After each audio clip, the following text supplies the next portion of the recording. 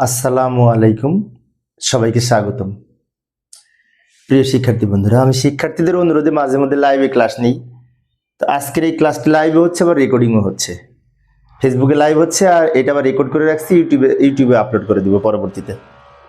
এখানে একটি বিষয়, সেটি হচ্ছে এই যে HTML সম্পর্কিত। এসএসসি টেস্ট পরীক্ষা 2026-এ ঝিনাইদহ ক্যাডেট কলেজে যে সৃজনশীল প্রশ্নটি এসেছিল, ওই প্রশ্নের যে উদ্দীপক ছিল তার আলোকে HTML কোড কীভাবে লিখতে হবে সেটি আলোচনা করব খুব সহজে। তো আলোচনায় আছি আমি মোহাম্মদ সিরাজুল ইসলাম, বরিশাল সরকারি model school and college Barishal. চলো শুরু করা যাক। প্রথমে এই যে চিত্রটা উপস্থাপন করলাম, এই উদ্দীপকের আলোকে এখানে একটি টেবিল দেয়া আছে। এই টেবিলের আলোকে গ নাম্বারে বলেছে উদ্দীপকের আলোকে প্রয়োজনীয় ওয়েব পেজ তৈরির জন্য কোড লেখো।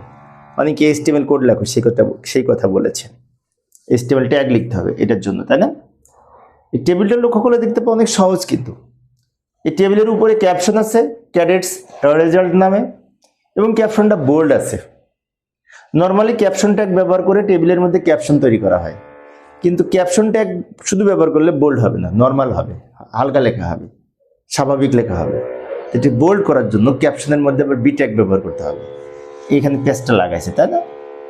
তো যাই হোক, আমি এখানে সমাধান করে দেখাচ্ছি। শুরুতে আমরা কি লিখব? ডক টাইপ HTML লিখব।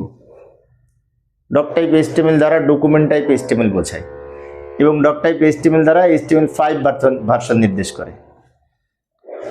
এরপরে HTML এর ওপেনিং ট্যাগ লিখব, বডির ওপেনিং ট্যাগ লিখব। মূলত বডির মধ্যে আমরা টেবিলটা তৈরি করব, সেজন্য বডির ওপেনিং ট্যাগ লিখেছি। সরি, মনে একটু আউটসাইডে একটু ডিস্টার্ব হচ্ছে, আজকে একটু শব্দ হচ্ছে পাশে। যাই হোক, লাইভটা শুরু করেছি, এখন আর বন্ধ করতে পারতেছি না। তো লক্ষ্য করি, টেবিল তৈরি করার জন্য টেবিল ট্যাগ ব্যবহার করব। টেবিলের সাথে এখানে 3টা অ্যাট্রিবিউট ব্যবহার করেছি। এটা হচ্ছে বর্ডার সমান 1, এই দাগ দেওয়ার জন্য। আর এটা হচ্ছে সেল স্পেসিং 0, এটা না দিলে এই দাগগুলি ডাবল ডাবল মনে হবে, টেবিলের দাগ ডাবল ডাবল মনে হবে সেল স্পেসিং 0 না করলে। তাই সেল স্পেসিং 0 করে দিয়েছি, এরকম সলিড দাগ পাওয়ার জন্য। এবং উইড 50% দিয়েছি, ফলে কি হয়েছে, টেবিলটা আমার একটু প্রশস্ত হয়েছে। আমি যদি উইডটা না দিতাম টেবিল হতো, কিন্তু এই নেমের সাথে দুই দিকে দাগে দাগে লেগে থাকতো, হয়তো এতটুকু জায়গায় টোটাল টেবিলটা হতো, দেখতে খারাপ লাগতো। তাই আমরা টেবিলের সৌন্দর্য এরকম করার জন্য উইড সমান 50% দিয়েছি, মানে একটা টোটাল পেজের 50% কাভার করবে, এরকম দিয়েছি। যদি এখানে 30% দিতাম তাহলে আরো চিকন হতো টেবিলটা, তাই না? প্রস্থ কম হতো। আচ্ছা, টেবিল ট্যাগ ব্যবহার করার পরে এবার এই ক্যাডেটস রেজাল্ট তৈরি করার জন্য, এটা তো ক্যাপশন আকার আছে, উপরে ক্যাপশন ট্যাগ ব্যবহার করব। এই যে লক্ষ্য করি, ক্যাপশন ওপেন, ক্যাপশন ক্লোজ, মাঝখানে ক্যাডেট রেজাল্ট লিখেছে, তাই না? কিন্তু একটা কথা আছে, কথাটা হচ্ছে ক্যাপশন ট্যাগ ব্যবহার করলে এই ক্যাডেট রেজাল্ট লেখাটা নর্মাল হবে, বোল্ড হবে না, কিন্তু এখানে বোল্ড আকারে দেয়া। তাই বোল্ড করার জন্য আমরা 2 ধরনের ট্যাগ ব্যবহার করতে পারি, একটা হচ্ছে স্ট্রং ট্যাগ আর একটা হচ্ছে বি ট্যাগ।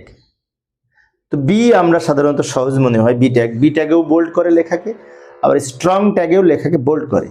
তাই আমরা দুই দিকে বি লিখেছি, ফলে কি হয়েছে, লেখাটা এরকম বোল্ড হয়েছে। এখন অনেক শিক্ষার্থীর মনে হতে পারে আমি যদি বি না লিখতাম, না লিখলেও হতো, কিন্তু এরকম ডিপ হবে না লেখাটা। আমি তো একুরেট তৈরি করার জন্য দুই দিকে বি লিখেছি, কারণ এটা বোল্ড, সেই জন্য। ক্যাপশন ট্যাগ বোল্ড করার ক্ষমতা ক্যাপশন ট্যাগের নাই, তাই বোল্ড করতে হলে আমাদের বোল্ড করার ট্যাগ হয় বি ট্যাগ লিখতে হবে দুই পাশে, নাহলে স্ট্রং লিখতে হবে।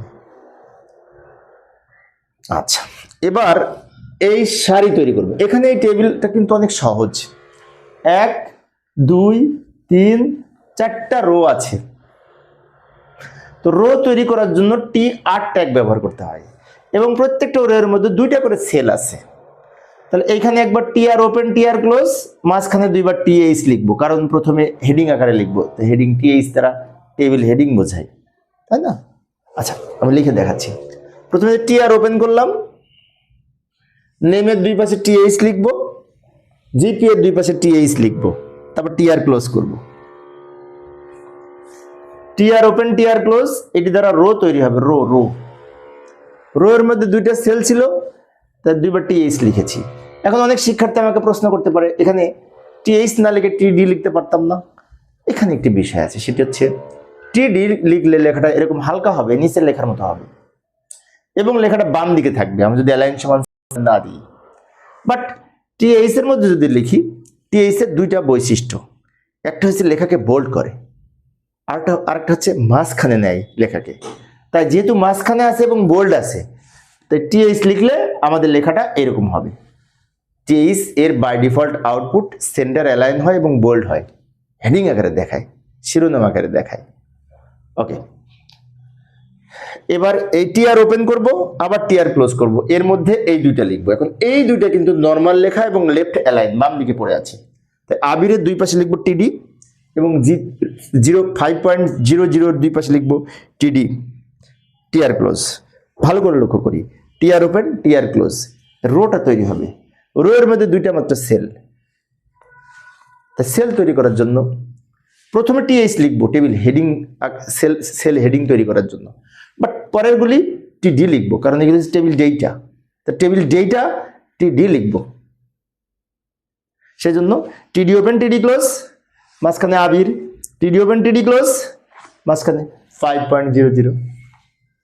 ওকে, এখন এই যে একটা সেট তৈরি করলাম টিআর ওপেন টিআর ক্লোজ, ফলে এই রোটা তৈরি হয়েছে আমাদের। তাহলে পরের আরো দুইটা রো আছে, এই দুইটা রো তৈরি করার জন্য আবার এরকম দুইটা সেট হবে, টিআর ওপেন টিআর ক্লোজ, মাঝখানে দুইবার টিডি লিখবো, তার মধ্যে এইগুলা লিখবো। এখানে জায়গা নাই, পরের পেজে যাচ্ছি। পরের পেজে গেলাম, টিআর ওপেন টিআর ক্লোজ করব, টিআর ওপেন, এবার রহিমের দুই পাশে টিডি, 4.8 এর দুই পাশে TD, TR open TR close, রোটা তৈরি হচ্ছে। রো এর মধ্যে দুইটা সেল ছিল, সেল তৈরি করার জন্য টিডি, টিডির মাঝখানে যা লেখা ছিল তাই লিখেছি, একদম সহজ। এখন একজন শিক্ষার্থী আমাকে প্রশ্ন করেছিল যে এখানে তো বাম দিকে আছে, তাহলে অ্যালাইন সমান লেফট লিখবো না? না, অ্যালাইন সমান লেফট লেখা লাগবে না, কারণ টিডি এর বাই ডিফল্ট আউটপুট লেখা লেফট অ্যালাইন হয়। টিডি এর বাই ডিফল্ট আউটপুট লেখা লেফট অ্যালাইন হবে, বাম দিকে পড়ে থাকবে। হ্যাঁ, লেখাকে যদি মাঝখানে নিতে চাই টিডি ব্যবহার করে, তখন আবার টিডির মধ্যে লিখতে হবে অ্যালাইন সমান সেন্টার। কিন্তু এটা তো বাম দিকে লেখা আছে, তো শুধু টিডি লিখলে এমনি বাম দিকে থাকে। সূক্ষ্ম সূক্ষ্ম বিষয়গুলো খেয়াল রাখবো। আবার টিআর ওপেন, করিমের দুই পাশে টিডি, 4.5 এর দুই পাশে টিডি, টিআর ক্লোজ। এই পর্যন্ত আমাদের লেখা হয়ে গেছে। অনেক সহজ কিন্তু, তাই না?